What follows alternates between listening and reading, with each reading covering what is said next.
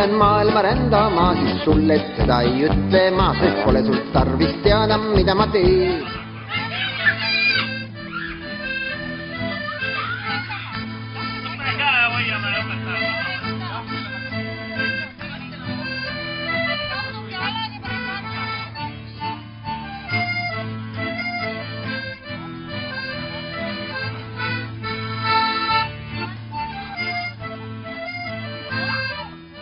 Tervist! On siis juuli keskpaik ja minu selja taga toimub siis iga-aastane Ruhnu laat, mis on juba traditsiooniks päris pikki aastaid. Samas Ruhnu saar on ise pikkuselt 5,5 kilomeetrit pikk, 3,5 kilomeetrit lai, umbes 12 ruutkilomeetrit on pindala. Ruhnu saarel on üks küla, mis asub siis keset saart. Aastaringseid elanikke on 50–60 inimest. Ja suvel see inimeste arv muidugi muutub kordades suuremaks. No, mina tegin ostu 20 senti ja tegin pildi ja väikestest müüjatesse. Mis sa ostsid siis? Ühe väga maisva küpsetise, väga hea mingoskega. Need on mustika muffinid ja kaneelipirukad, et kaneelikuklid. Kas sa ise küpsetasid? Jah, täna homme. On see väga keeruline? No, tegelikult ei olnud, ma mõõtsin kogused ja siis segasin kokku, siis valasin vormidesse, siis panin ahju ja siis pärast panin nendesse kaneeli. Neid kukleid ei olnud ka päris üldse keeruline teha. Mulle meeldib küll päris küpsetada. Et ma ei tea, mulle lihtsalt meeldib, ma ei tea. Tuleb välja ka. Et siis saab veel nii, et kui sa ostad 3 mustika muffinit, saab 1 kaardi tasuta. Saare peal vaatamise väärsustena on 2 kirikut. Puukirik on aastast 1644. Kivikirik on mitusada aastat uuem, ehitatud 1912. aastal. Järgmine aasta saab siis 100 aastat. Puukirik sai omale uue kivikiriku sinna kõrvale tänu sellele, et lihtsalt inimesi oli saare peal palju, puukirik jäi väikseks ja selle asemele oli vaja siis nagu uut kohta, kus inimestel kirikus käia. Et jah, kuidagi uut kivikirikut ka, nagu legendid räägivad, ehitati 100 aastat, et 100 aastat oli inimestel plaanis uut kirikut ehitama hakata, aga valmis see sai siis jah alles 1912. aastal. Mina olen Tiina ja müün siin siis Ruhnus ühe meesterahva valmistatud ehteid. Ja tema neid siin koha peal valmistab ja nüüd müüme. Eks juba sellepärast, et nad on siin Ruhnus valmistatud ja meesterahva käega. Väga fantastilised prossid on siin. Ja üldse mitte väga kalli hinnaga. Rääkige ka, mida te küpsetate ja... Oddio, e adesso? Can you speak me in... Well, I'm selling arancini, Sicilian arancini, pirukat, some kind of pirukat, with voi, saffron, and with tomato. And with meat and sink and so. Okay?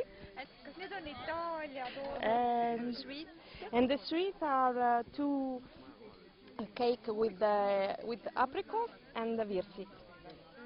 Crostata. Okay. Crostata. Peale kirikute on vaatamisväärsustena veel saare peal majakas, mis on 1877. aastal Ruhnus üles pandud, 1875. aastal Prantsusmaale ehitatud. Räägitakse legende, et Prantsuse suure Eiffeli torni ehitaja Eiffel olevat ka oma käe alla pannud või käe külge pannud siis Ruhnu Eiffeli torni või Ruhnu majaka ehitamisele, kuna majakas on tehtud samas tehases, kus kohas ka Eiffel tol ajal töötas.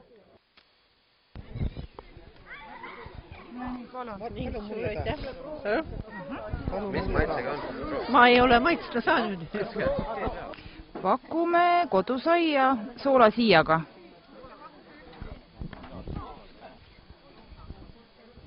Mis see soolasiia sai teil maksab? 50 senti. issand jumal, 2 eurot, see siuke pisike lest. See on ju nii tillukas. Ei ole, see on terve ports. Mina mõtlesin, Mina olen Kristel ja olen igal aastal laadal müüja, kui meil laadad on olnud ja müün siin Ruhnu kindaid, oma tehtud saia, oma soolatud ja püütud kala ja siis veel nipet-näpet. Vaatame, kuidas läheb. Kindaid teeb meie vanaema Koob. Et ise ei koo, aga need on Ruhnu mustrid, nii et need on päris siukene rahvakunst. Peale selle majaka on meil ilus limorand, kus on laulvad liivad. Rand on vaikne ja rahulik, ta ei ole selline massiline rahvast täis, nagu on seda Pirital, kus inimene on inimeses kinni. Limorannas võib rahulikult suvitada, päevitada, päikest võtta, liiva peal meres ujumas käia. Üleüldse loodus Ruhnu saare peal on üks selline asi, mida tasub vaadata, tasub siia vaatama tulla. Inimesed, kes saare peal käivad ja siit lahkuvad, tavaliselt kui küsida nende käest, et mis teil siis saare pealt meelde jäi ja mis teil saare peal meeldis, siis esimene vastus on olnud see, et vaikus ja rahu on siin saare peal olnud, et kuidagi nagu elurütm ja elutempo on nagu teistsugune, kui seda on mandril. Peale seda vaikust ja rahu siis tulevad alles vaatamisväärsused, mida nimetatakse siis nagu kirikud, tuletorn ja limorand, mis on nagu väga populaarne. Mina olen Andres, Ruhnu elanik. Ma ei tea, kas ma ennast põliselanikuks saan nimetada. Minu vanemad on siia sisse rännanud, mina olin kusagil 1 aastane, kui sattusin siia saare peale. Ja nüüd viimased 3 talve, või tähendab aasta ringi oleme elanud, viimased 3 aastat. On kangus kõik. No Ruhnul on kindlasti kõige parem elu. Ikka kõige parem. Ostke meie õlut.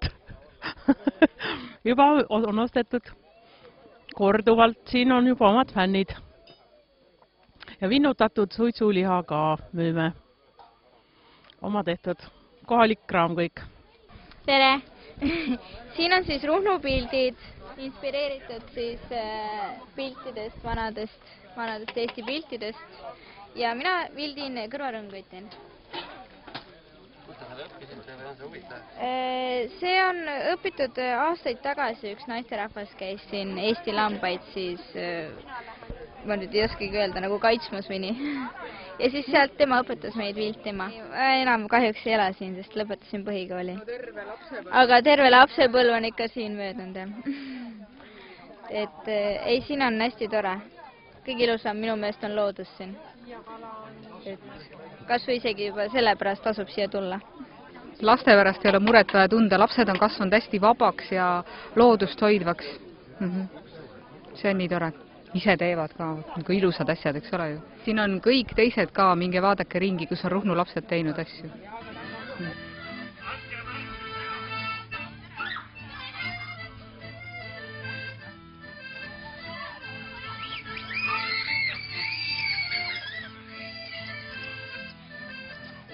Pakume suitsukala, suitsusiig, suitsulest, salat juurde ja kodukalli. Ma olen elanud Ruhnus 5 aastat ja nüüd aasta aega linnas. Minu nimi on Reigo, olen elanud Ruhnul nüüdseks 8 aastat, pärit Tallinnast. Jah, hetkel plaanin siin edasi olla. Mina olen Maiu, ma olen 13 ja ma hakkasin eelmine aasta tegema ehteid. Ja ideed ongi lihtsalt pärleid vaadates tulnud ja niisama. No, ma olen sõpradelt õppinud natukene ja koolis müün, siin müün panematele sõpradele. Ja ega ei olegi eriti midagi. Need ma olen teinud niimoodi, et ma olen lihtsalt ära lõhkunud vanu ehteid ja siis on tulnud pärleid. Aga ega ei olegi midagi eriti. See oli kunagi üks vana kaelakeem näiteks.